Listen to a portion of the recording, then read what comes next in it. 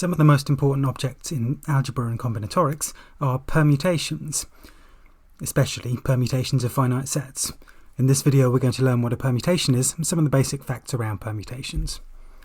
So here's the definition. A permutation of a set X is a bijection from X to itself. And we have some special notation for the permutations which we will mostly be interested in MATH0007. That's the permutations of the set 1, 2, 3, 4, 5 up to n for some natural number n.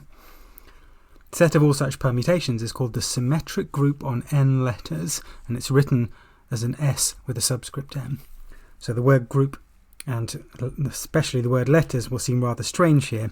We will learn what a group is later on, but the use of the word letters is just a piece of terminology which we're unfortunately stuck with. It's fairly standard. So here are some example permutations. First of all, the identity function on a set X is a permutation of any set X. You'll remember that the identity function is just a function that doesn't do anything. If you give it an input A, it gives you the output A again. Next, we'll take f as a function from the set containing 1 and 2 to the set containing 1 and 2, with f of 1 equals 2 and f of 2 is equal to 1. Then let's just draw what's going on here. So here is my function f.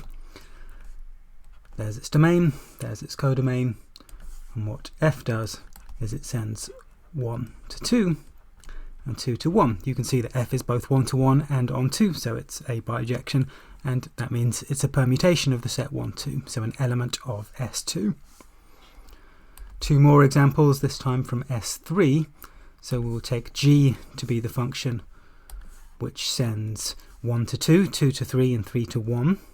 So here is a drawing of g.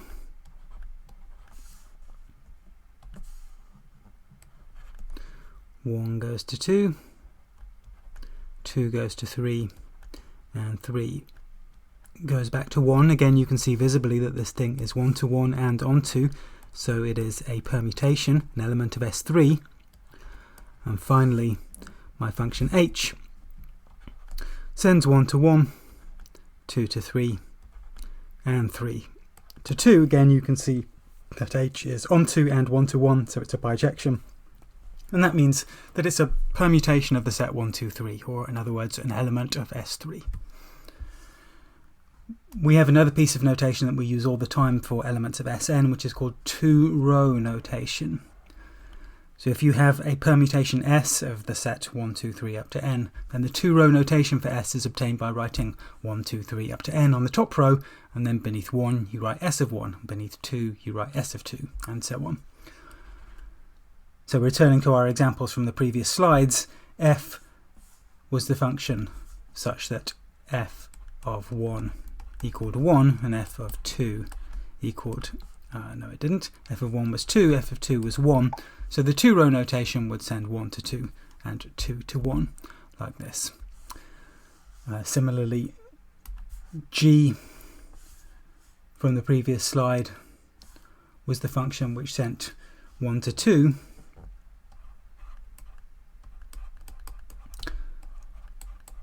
2 to 3, and 3 to 1. So in its two-row notation, I write g of 1 beneath 1, I write g of 2 beneath 2, and I write g of 3 beneath 3. And h, the other function from the previous slide, would have this two-row notation.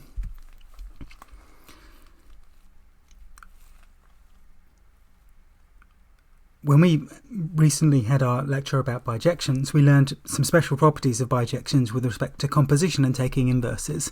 Specifically, we saw that the composition of two bijections is a bijection, and the inverse of a bijection is again a bijection. That means the composition of two permutations will again be a permutation, and the inverse of a permutation will again be a permutation. So that points to this set Sn of all permutations of 1, 2, 3 up to n having some extra interesting structure, because you can compose two elements of Sn and get another element of Sn. So here's an example of both the inverse and composition properties for S2. If we take our function f, which you'll remember was defined by f of 1 equals 2 and f of 2 equals 1, and if you look at f composed with f, Well, f of 1 is f of 2 is 1 again, and f of 2 is f of 1, which is 2 again. And that tells you that f composed with f is the identity function on the set 1, 2. So f is its own inverse.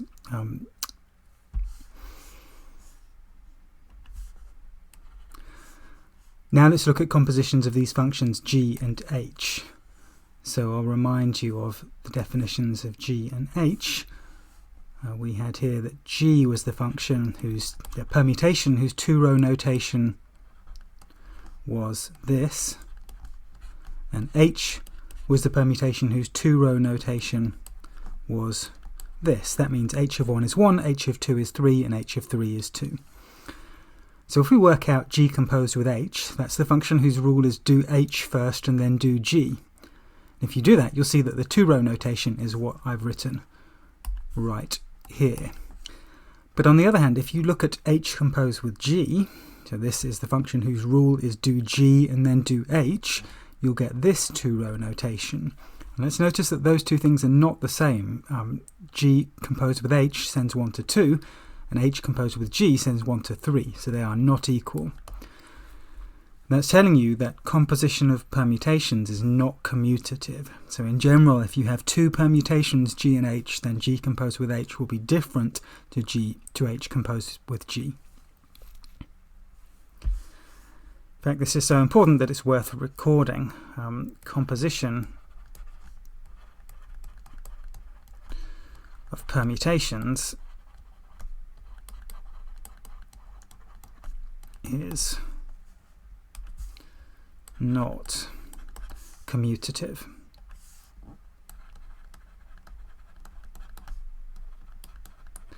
And that's the reason that it's very, very important to remember the meaning of the composition of two functions. When we write g composed with h, like here, that's the function whose rule is do h and then do g. And h composed with g is the function whose rule is do g and then do h.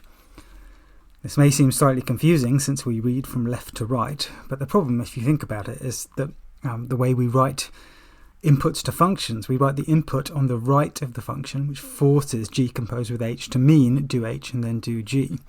If you like g composed with h to mean do g then do h, then you need to write all your function inputs on the other side. So you need to write things like, to mean the image of 1 under f, you need to write of 1 f, like this. But nobody does this, so we're stuck with this slightly illogical notation.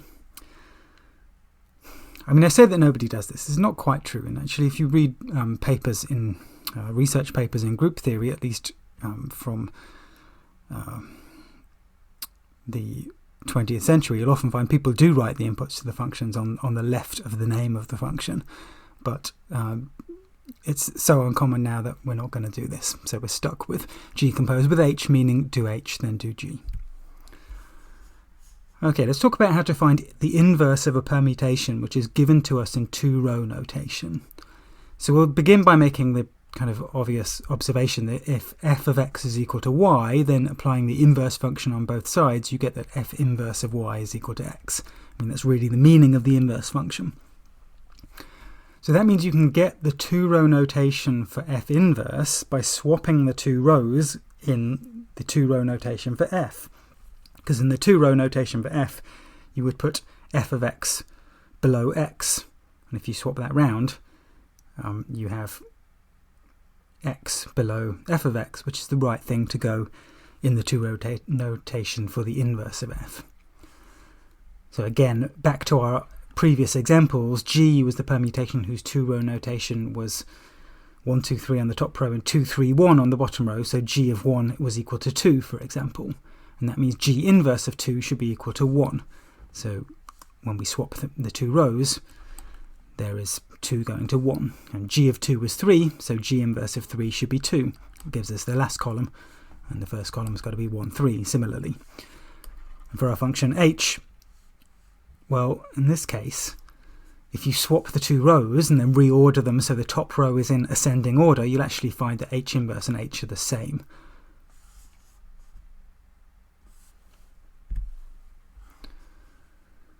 So a good question to ask now is how many permutations are there of 1, 2, 3 up to n? In other words, what is the size of the symmetric group on n letters? The theorem says that the size of the symmetric group on n letters is n factorial, which means n times n minus 1 times n minus 2, all the way down to times 2 times 1.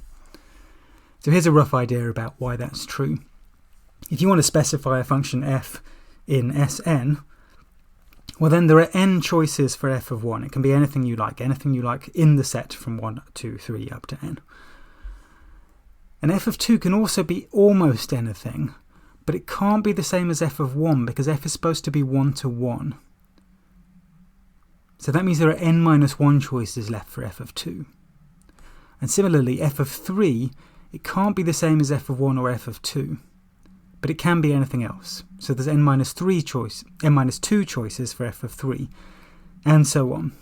And if you multiply all those choices together, what you've got is n times n minus 1 times, and so on, down to times 2 times 1. And if you're worried, wait, all I've done there is guarantee that f is 1 to 1, well, remember what we did in our last video. We showed that if you have a function from a finite set to itself, then it's 1 to 1 if and only if it's onto, if and only if it's a bijection. So if you guarantee that f is 1 to 1, here, because it's a function from a finite set to itself, then it's automatically onto and automatically a bijection. We've seen that we can compose a permutation with another permutation, or indeed with itself, and the result will be again a permutation. That means we can produce powers of permutations by composing them with themselves a lot of times. And since we know the inverse of a permutation is also a permutation, we can form negative powers by composing the inverse of a permutation with itself a lot of times. So we use this observation that permutations, when you compose them with themselves, are still permutations, and when you take inverses and compose those with themselves are still permutations, to produce a definition of the nth power of a permutation for any integer n, positive or negative. The definition is that if s is a permutation and if n is an integer, then s to the n is defined with 3 different cases. First of all, if n is strictly positive, then s to the power n means s composed with itself n times. Next, if n is 0, then we define s to the n to be the identity. So that's just like we define the 0th power of a number to be 1. So we usually define something like 2 to the power 0 or 7 to the power 0 to be equal to 1. And similarly, we define the 0th power of a permutation to be the identity. And finally, if n is strictly negative, then we define s to the power n to be the minus nth power of the inverse of s. So s to the power n is s inverse composed with itself minus n times. And here minus n is a positive number because n was a negative number. And the reason to make this definition the way we did, in particular the reason for the n equals 0 case, is that with this definition the usual exponent laws which hold when you multiply real numbers hold for composing permutations. Specifically, if you've got any 2 integers a and b, then s to the power a composed with s to the power b is s to the power a plus b, and s to the power a to the power b is s to the power a times b. So that's kind of easy to see, at least the first one of these is easy to see when you have both a and b being positive, because then s to the a would just be s composed with itself a times, and you'd be composing this with s to the b, which is s composed with itself b times. So here there are a and here there are b, and of course what you've got there, the brackets can be removed because function composition is associative, so of course you have a plus b s's there.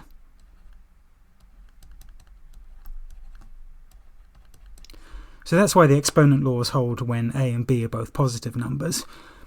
When they have mixed signs or when they're both negative, it's not quite so obvious, but it's nevertheless reasonably straightforward to give a proof of those 2 results. You can look it up in the online notes if you'd like to see it written down.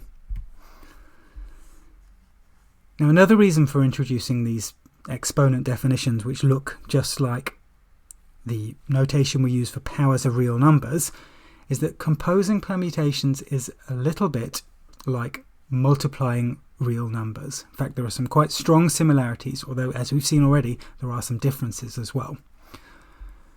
The reason to emphasize these similarities is because they allow us to use our skills that we have already for doing algebra with real numbers when we're composing permutations.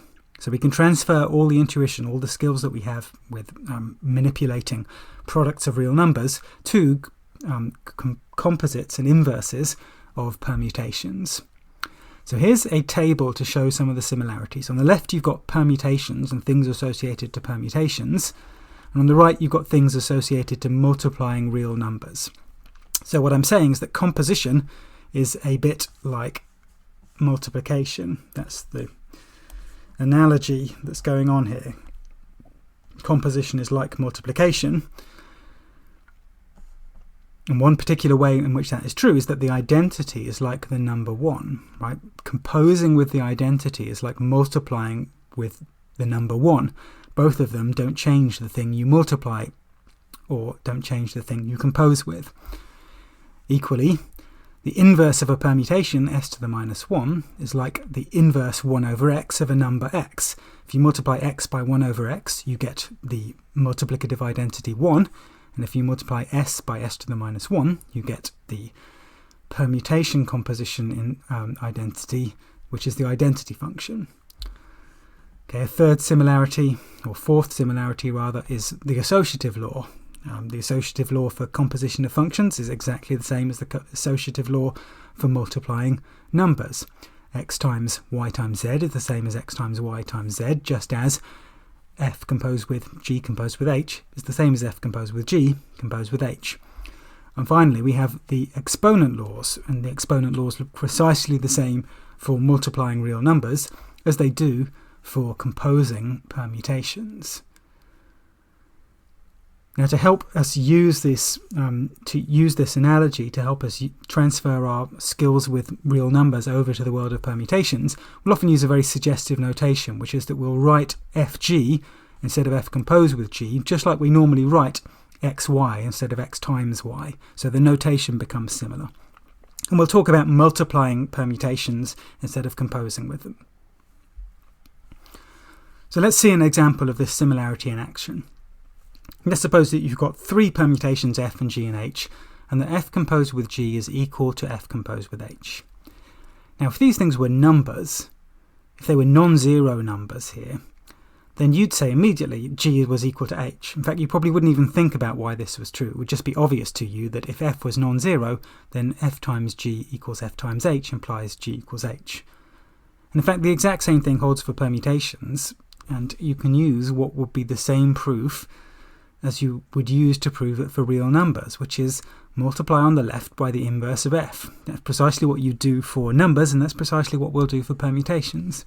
So we'll compose on the left with f inverse. So here this bracket is not it's not function application, it's just indicates that you're composing f inverse with the function f composed with g.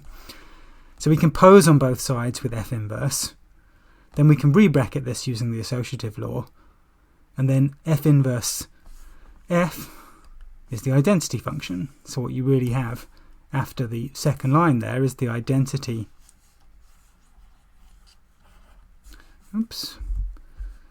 You've got the identity composed with g equals the identity composed with h. But the identity, when you compose it with g, you get g. When you compose it with h, you get h. So we end up with concluding that g is equal to h. So that's one of the ways in which permutation composition is a bit like multiplication of real numbers. And it's really helpful to remember this analogy because it helps you in doing algebra with permutations. But there has to be one warning, which is that there are some things, some properties of multiplication of numbers which don't hold for permutations. For example, we saw earlier that composing permutations is not commutative, whereas multiplying numbers is commutative. So you have to be a little bit careful.